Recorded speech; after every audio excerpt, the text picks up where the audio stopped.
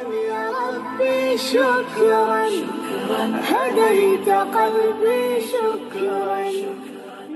بسم اللہ الرحمن الرحیم نحمده ونصلی علی رسولہ الکریم اما بعد. محترم سامعین و ناظرین، آج کی اس نشست میں ہم ایک بہت اہم چیز کو سمجھنے والے ہیں.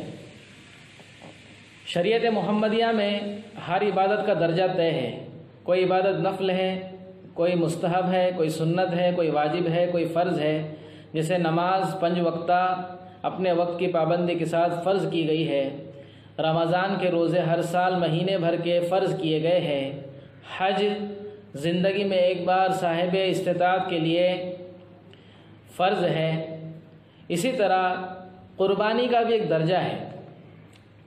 تو قربانی کے درجے کے متعلق آج ہم تمام چیزوں کو سمجھیں گے اور اس کے اندر احناف اور شوافی دونوں کے مسلک کو سمجھیں گے. تو سب سے پہلے تو ہم یہ سمجھیں کہ قربانی کا حکم کیا ہے احناف کے نزدیک.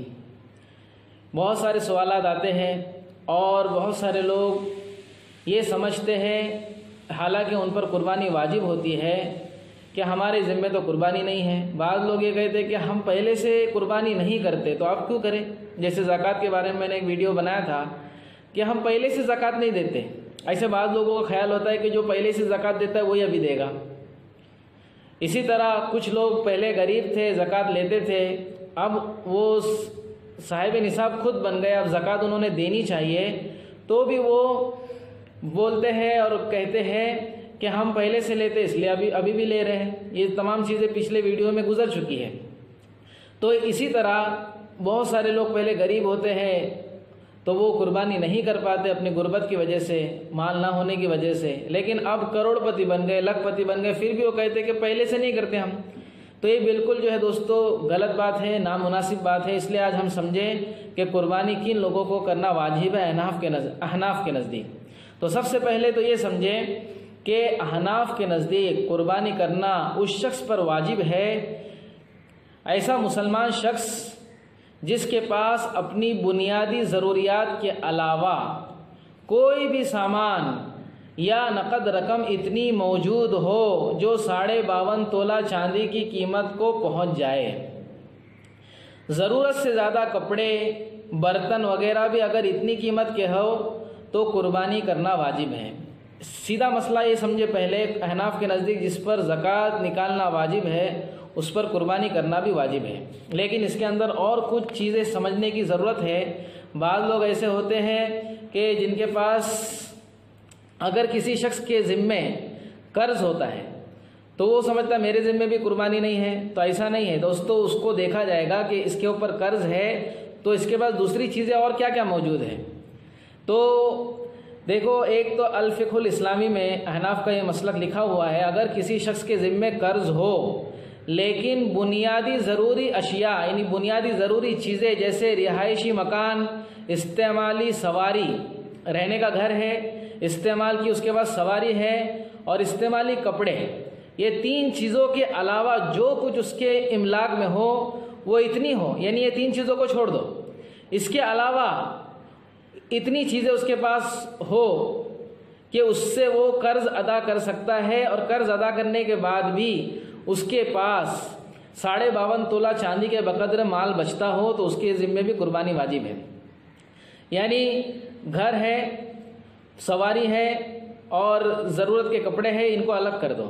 اس کے علاوہ جو ضرورت سے زیادہ اس کے پاس چیزیں ہیں، فرنیچر ہے زبردستی کا، یا ضرورت کے علاوہ اس کے پاس اور 2-3 گاڑیاں ہیں، اور بہت ساری ایسی چیزیں ہیں جس کو بیچ کر وہ اپنا قرضہ ادا کر سکتا ہے.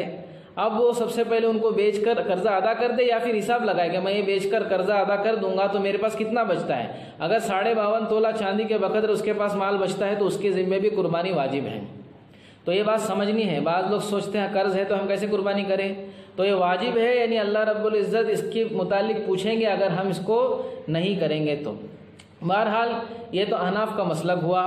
کہ قربانی واجب ہے ان کے نزدیک اس شخص پر جس کے پاس 7.5 تولہ سونا ہو یا 52.5 تولہ چاندی ہو یا اس کے بقدر قیمت ہو، یا پھر اس کے اوپر قرض بھی ہو لیکن اس کے پاس اتنا سامان ہو ضرورت کے علاوہ جس کو بیچ کر قرضہ ادا کرنے کے بعد بھی 52.5 تولہ چاندی کی قیمت بچ جائیں گی، تو اس کے لیے قربانی کے دنوں میں قربانی کرنا واجب ہے۔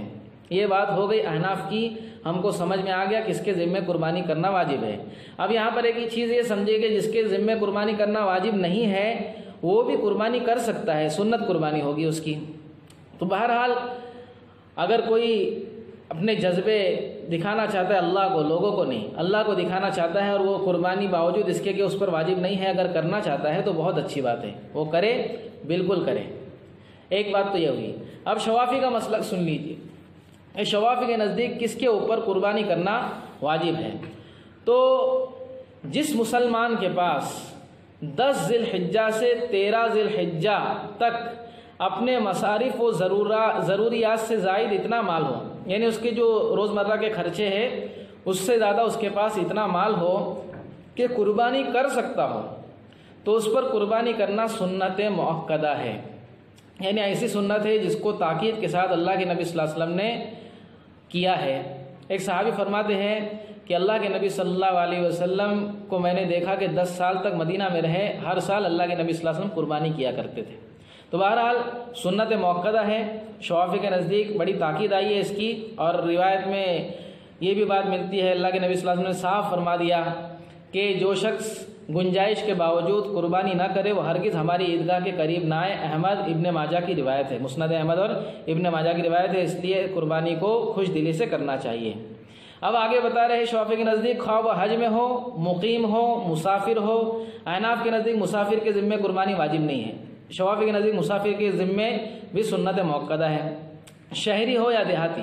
اگر ایک شخص پر متعدد افراد کا نفقہ واجب ہو، مثلا بیوی بچے وغیرہ کا، تو ان پر قربانی سنت کفایہ ہے۔ اب یہاں پر ایک مسئلہ یہ سمجھے، پہلے میں پھر سے احناف کے مسلک کی طرف جاؤں گا کہ اگر کوئی عورت صاحب نصاب ہو اس کے ذمے بھی قربانی کرنا ضروری ہے، واجب ہے احناف کے نزدیک۔ ایسا نہیں کہ صرف مرد نے کر لیا تو کافی ہے، بلکہ اس کے ذمے بھی اگر اس کے پاس جیسے زکوٰۃ نکالنا اس پر واجب ہے، ویسے قربانی کرنا بھی اس کے لیے واجب ہے اگر وہ صاحب نصاب ہو اور اس کے لیے وہ کوالیفائی ہوتی ہو تو۔ یہ بات ہے۔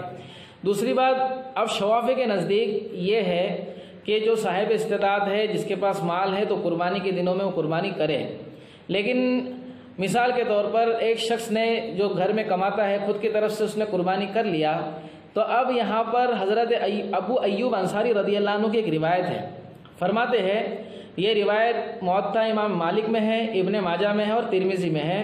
وہ فرماتے ہیں کہ آپ صلی اللہ علیہ وسلم کے دور مسعود میں ایک شخص اپنے اہل و عیال کی طرف سے، اہل خانہ کی طرف سے ایک بکری قربانی دیا کرتا تھا۔ تو اس میں بعض لوگوں کو مغالطہ ہو گیا، وہ یہ مغالطہ ہو گیا کہ وہ یہ سوچتے ہیں کہ اگر ایک شخص صرف قربانی گھر میں سے کر لے اور پھر 3-4 لوگوں کے ذمے بھی قربانی ہو تو سب کی طرف سے ادا ہو جائے گی، تو یہ دوستو مناسب نہیں ہے اور یہ مغالطہ ہے۔ صحیح بات یہ ہے کہ حضرت ابو ایوب جس چیز کی بات کر رہے ہیں وہ یہ ہے کہ اگر مثال کے طور پر میں اپنے گھر میں اکیلا کمانے والا ہوں، میرے ذمے قربانی ہے، سنت مؤکدہ یا واجب جو بھی ہے، اور میں کر لیتا ہوں قربانی اور میں اپنے گھر والوں کو ثواب میں شریک کر لیتا ہوں، تو ثواب سب کو ملے گا، ثواب سب کو ملے گا۔ اسی لیے اس میں بتایا گیا ہے کہ ثواب جو ہے سب کو ملے گا، لیکن قربانی ایک ہی کی طرف سے ادا ہوگی۔ لہٰذا اس بات کو سمجھنا ہے، چاہے وہ احناف ہو یا شوافی ہو، جن کے ذمے قربانی ہے وہ اپنی اپنی طرف سے قربانی کرے، چاہے وہ مرد ہو چاہے عورت ہو۔ اگر صرف ایک مرد ہے جس کے ذمے ہے لیکن اپنے گھر والوں کو اگر ثواب میں شریک کرنا چاہتا ہے تو کر سکتا ہے، ثواب سب کو ملے گا انشاءاللہ، کیونکہ جس حدیث کے اندر اللہ کے نبی صلی اللہ علیہ وسلم نے، اور ایک روایت کو یہ دلیل بناتے ہیں کہ اللہ کے نبی صلی اللہ علیہ وسلم نے فرمایا کہ اللہم ہذہ، تو اس طرح سے ہم کو اس بات کو سمجھنا ہے کہ شوافی کے نزدیک یہ سنت مؤکدہ ہے قربانی، احناف کے نزدیک واجب ہے، کن لوگوں کے ذمے ہے میں نے وہ چیز بتا دی۔ اللہ رب العزت ہم سب کو عمل کی توفیق عطا فرمائے۔ اللہ